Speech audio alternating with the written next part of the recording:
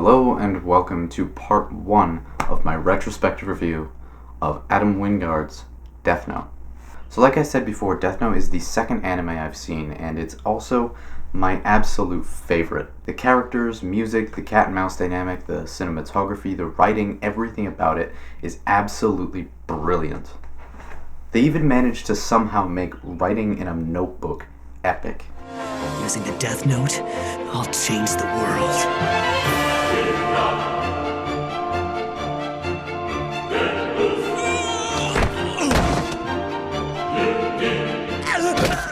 So when I first saw this film in 2017, I had the same opinion as most people do of it, which is that it's absolutely awful, that it's the worst thing ever, that it's a complete and utter abomination of Death Note.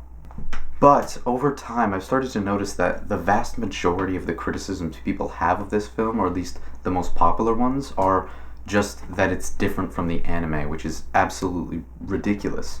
It's an adaptation, it's meant to be different. This is Adam Wingard's Death Note. It's not meant to be like the anime, and if it were just like the anime, then it would be completely pointless, and not only that, it would also be completely awful. Just like the live-action Japanese films, they tried to just make the anime into a movie, and it simply cannot work. It's too short of a time frame. But without further ado, this is Adam Wingard's Death Note. All the people that make life miserable, make life dangerous.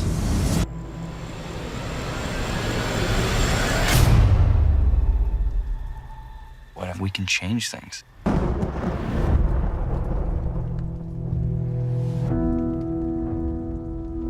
The human whose name is written in this note shall die. Shall we begin? You're a death god. Yes. It's not gonna solve a few crimes. It's gonna solve all crime. Do you think that I'm crazy? I think you're not crazy enough. We could change the world.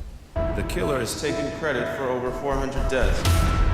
Although we do not know how he kills his victims, we do know he's not some omnipotent force. He's a person, like you or me. You're the one who flew into the sun. I'm just here to make sure you burn. We're not the good guys anymore. Hope you know what you're doing.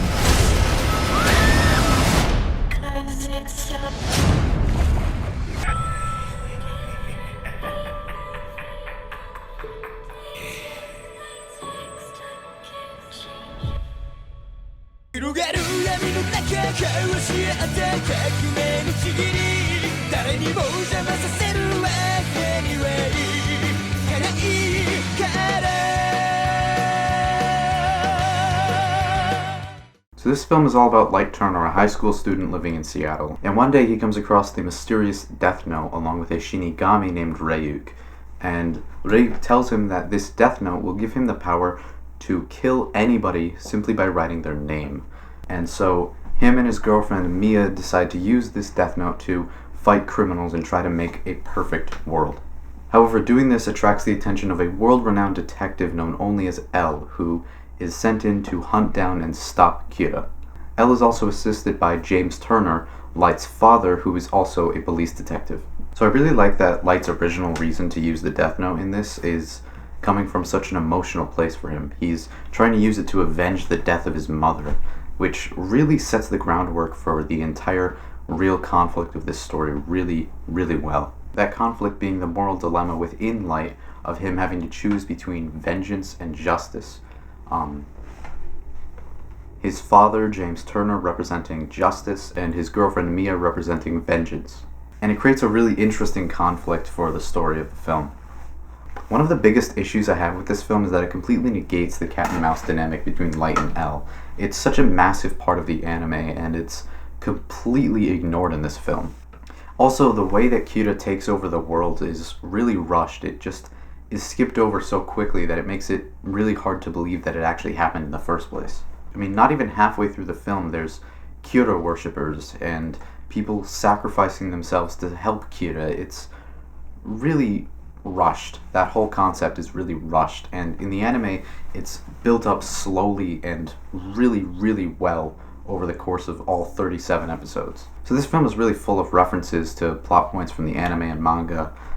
Scenes like L confronting Kira on television are mirrored in this film. But the way they adapt those scenes is really disappointing and underwhelming. The most entertaining parts of them and the parts of those scenes that make them so impressive and fantastic are pretty much removed entirely. So in the anime, L uses a death row inmate named Lind L. Taylor and puts him up on television claiming to be L, while they show his full name and his face. While he's confronting Kira, he directly accuses Kira of being evil, at which point Light completely loses it and writes down Lind L. Taylor's name, killing him on the spot on television.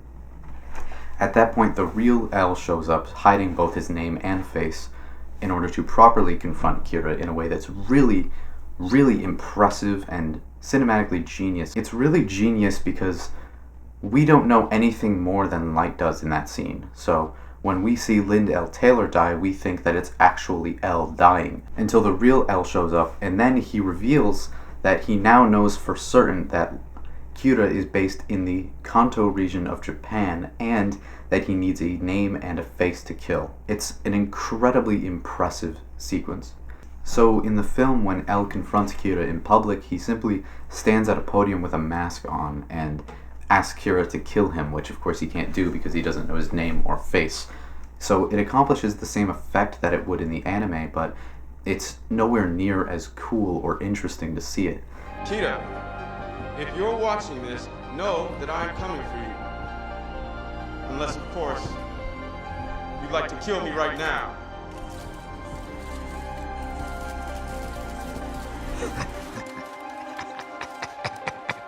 Now I'm rooting for this guy. Just shut the fuck up. So the film's version of that sequence simply isn't as good. It's not as intense, it's not as ingenious, and it only accomplishes the bare minimum of what the scene in the anime accomplished. Where in the anime it tells us not only that L knows this about Kira, it shows us that L is a very careful character who's willing to do just about anything to find Kira, and it also shows us that Light will go completely insane at the very notion that he is the bad guy. And the same thing happens with the FBI agents that are sent to follow the Kira suspects. In the anime, there's a very long, drawn-out plan spanning multiple episodes in which Light finds out one of the FBI agents' names, then uses him to find out all of the other names and kills all of them at once. Where in the film, it's just one or two flashback scenes that are completely brushed over. It's not nearly as effective and it's not nearly as awesome as it could have been. Good. Looks like you're done. Now put the transceiver and all the papers back into the original envelope and place them on the rack directly above your head. After that, you're going to stay in your seat and ride the train for at least another 30 minutes. When you are absolutely certain that nobody will notice you leaving without the envelope, you can get off the train. I know that voice. Why on earth can't I remember who it belongs to? Kira, who are you?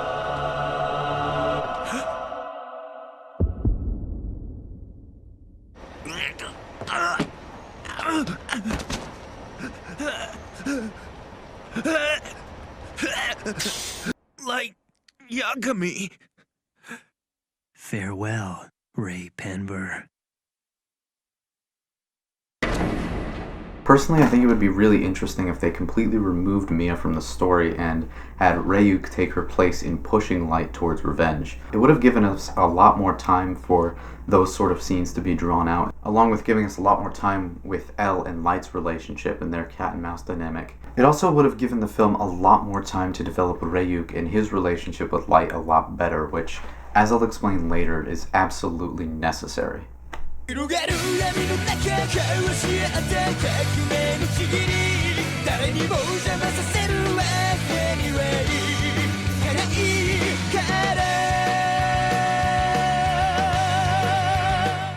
main character of the film, Light Turner, is played by Nate Wolff, and he's introduced well, but it really rushes into him getting the Death Note, and it especially rushes into him using the Death Note almost immediately after he picks it up.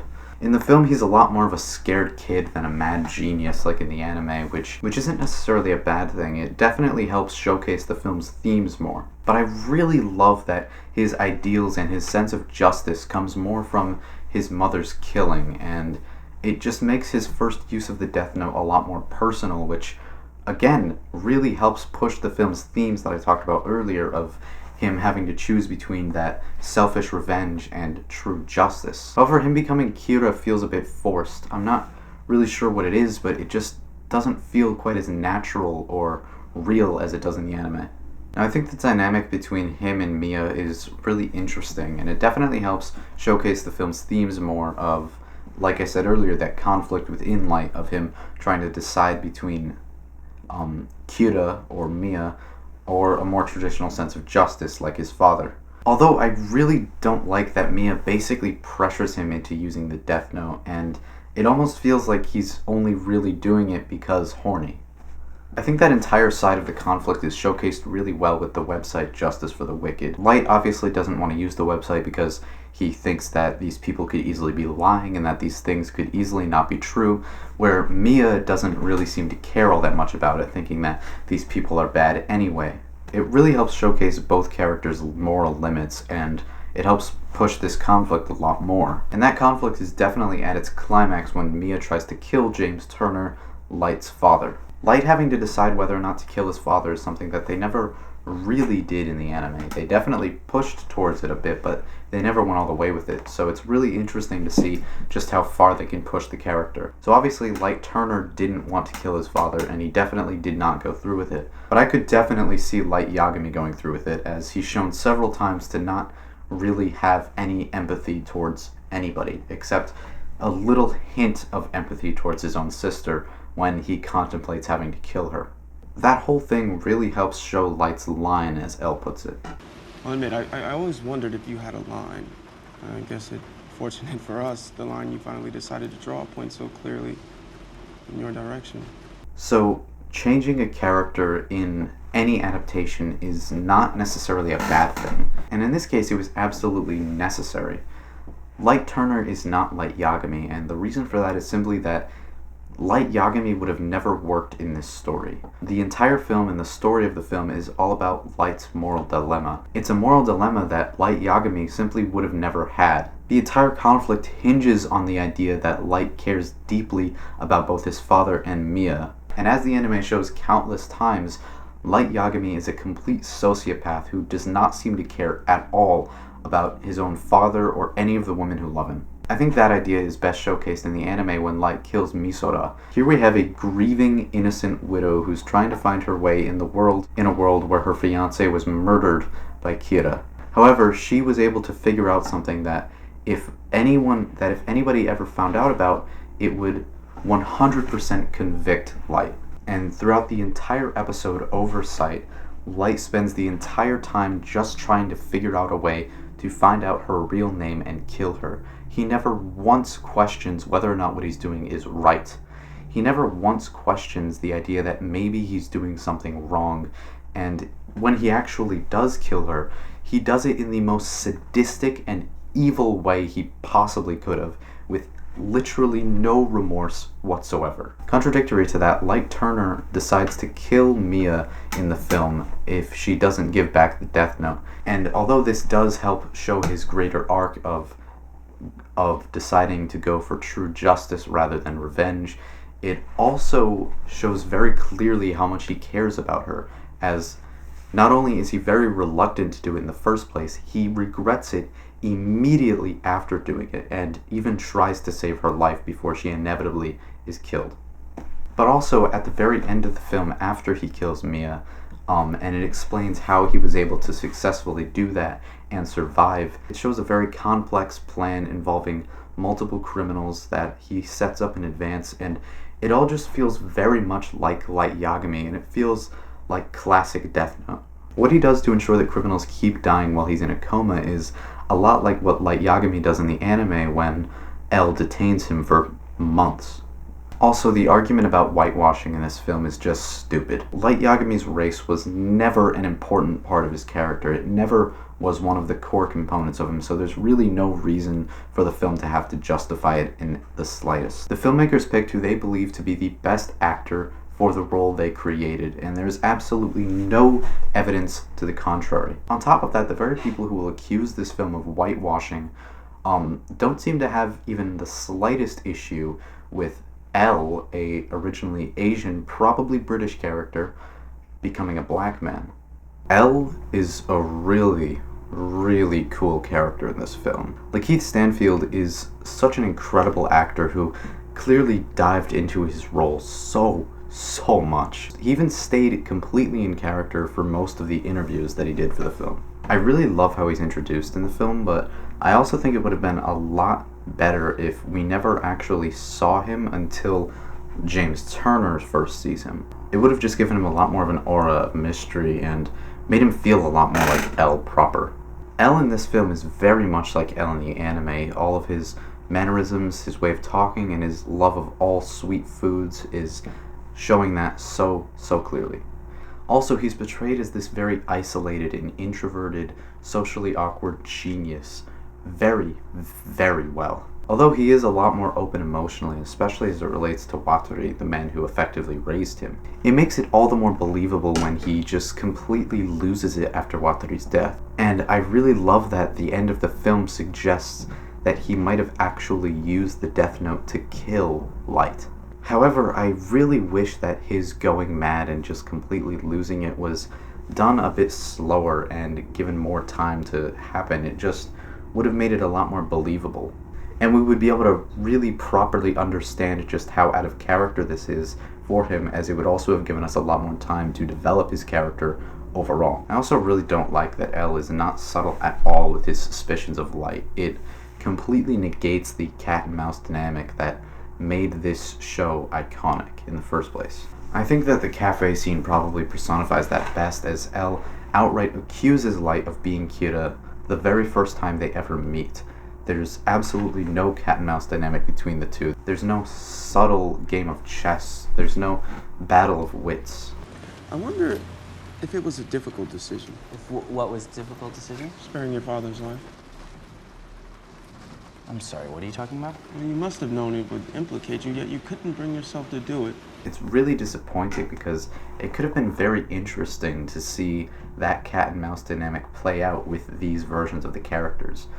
Having Light deal with both the internal conflict that he faces with Mia and his father, as well as the external conflict that he faces with L, it would have been really, really cool to see him be driven completely insane and obsessed by that, whilst simultaneously having to fight that urge inside of himself. I think Adam Wingard wasted an incredible opportunity with that, because in the anime there is no internal conflict with Light. It is 100% about the cat and mouse dynamic, and L chasing after Light with a gun is completely unnecessary and feels really out of character for him in this film, which again, I think if they had a lot more time given to his being driven mad and driven towards revenge, then the entire scene would have felt a lot more real and it would have made a lot more sense.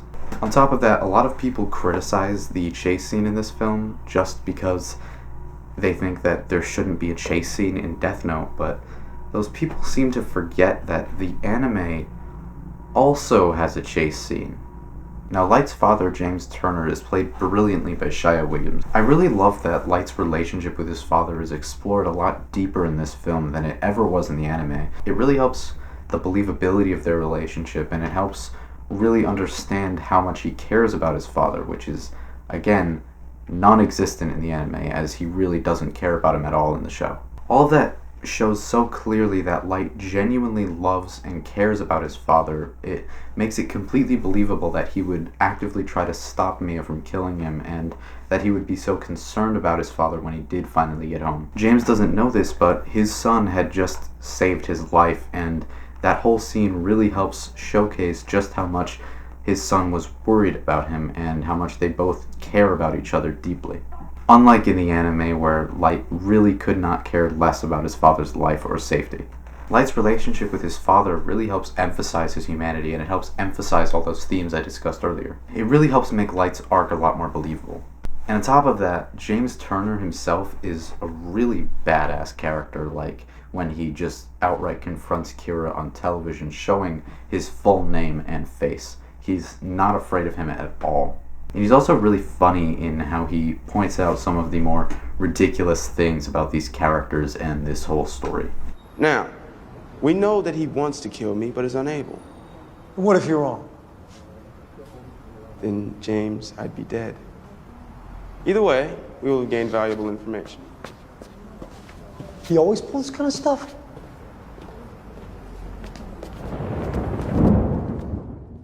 If James Turner represents Light's good side and symbolizes his sense of justice and morality, then Mia Sutin is the complete opposite as she pushes Light closer and closer to being Kira. Adam Wingard said that she is a completely new and original character, but it's pretty obvious that she's primarily inspired by Misa Amane, although she is a completely different character. Mia is pretty much just a generic edgy goth girl who, for absolutely no discernible reason, is a cheerleader.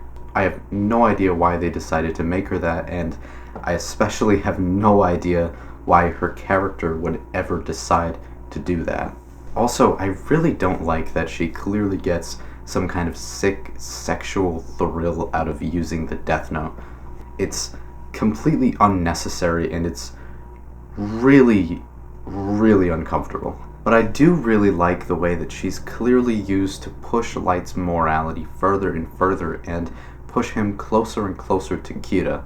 And I also really like that Light clearly, genuinely loves and cares for her deeply. Unlike in the anime where Light uses and manipulates women like Misa over and over in order to get whatever it is he wants, Light Turner clearly, genuinely cares deeply about Mia. It makes his ultimate decision to kill her at the end of the film all the more powerful, as if he was just using her and didn't actually care about her at all, then him killing her wouldn't mean anything to him at all.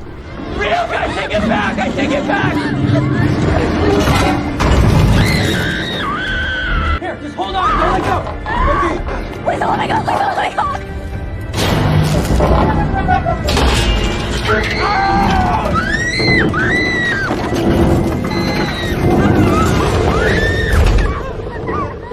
When I first decided to review this film, I was expecting that Ryuk would be literally the only thing in it that I'd like. And although I was definitely wrong about that, he is absolutely the best part of this film. Everything about him is completely perfect. Firstly, Willem Dafoe was an absolutely genius choice to play Adam Wingard's Ryuk. He clearly took so much of what he learned from playing the Green Goblin into this film. Even their voices are a bit similar. You're an amazing creature, Spider-Man. You and I are not so different. Now we could, in this dream of yours, take care of a situation like this. We just put Kenny's name down and see what happens. His voice sends shivers down my spine. All of the scenes with him feel like a horror film. He's absolutely terrifying, and I also really like that he's not quite like Ryuk in the anime. In the anime, Ryuk is more of a roommate to Light. He doesn't really help or hurt him in any particular way. He's just an objective observer watching what Light is doing. Where in this film, Ryuk directly acts against Light multiple times over, just like the warnings written into the Death Note would suggest. He's definitely used in this film a lot more as an antagonist than he is just an objective, fun character. It's really interesting. Although it is a little irritating that the film never goes into the history of the Shinigami or the Death Note. They're just completely unexplained. Now, as impressive as Ryuk is as a character, the effect of Ryuk is even more impressive. I absolutely love the mixing of a practical costume with motion captures for the face. It really sells the realism of the character, and it really makes you feel like he's sat right there in the scene, which he is. It's one hell of a lot better than a fully CGI Ryuk like what they used in the Japanese films, which just looks awful. And this design for Ryuk is absolutely terrifying. My absolute biggest complaint about the look of Ryuk in this film is that they spent all of this time and money creating this incredible looking character and barely ever show him. Every single shot that he's in, he's either out of focus or completely clouded in darkness or hidden behind a bunch of objects. It's so irritating and infuriating that they never show you properly how incredible they made this character look. There's only one shot in the entire movie that actually clearly shows him, and it lasts for like a second. Now, having the character hidden in the darkness more so is okay, and it would have been really cool if they had done that for the first scene where they introduced him and then revealed him later on when Light meets him again in his bedroom, but they didn't. You never properly see him. And I also really wish that they gave Light and Ryuk's relationship more time to be developed in the film. I really, really hope that now that Mia's gone, the sequel will focus primarily on Light and Ryuk. I absolutely love Ryuk in this film. I really cannot wait to see more of him in the sequel.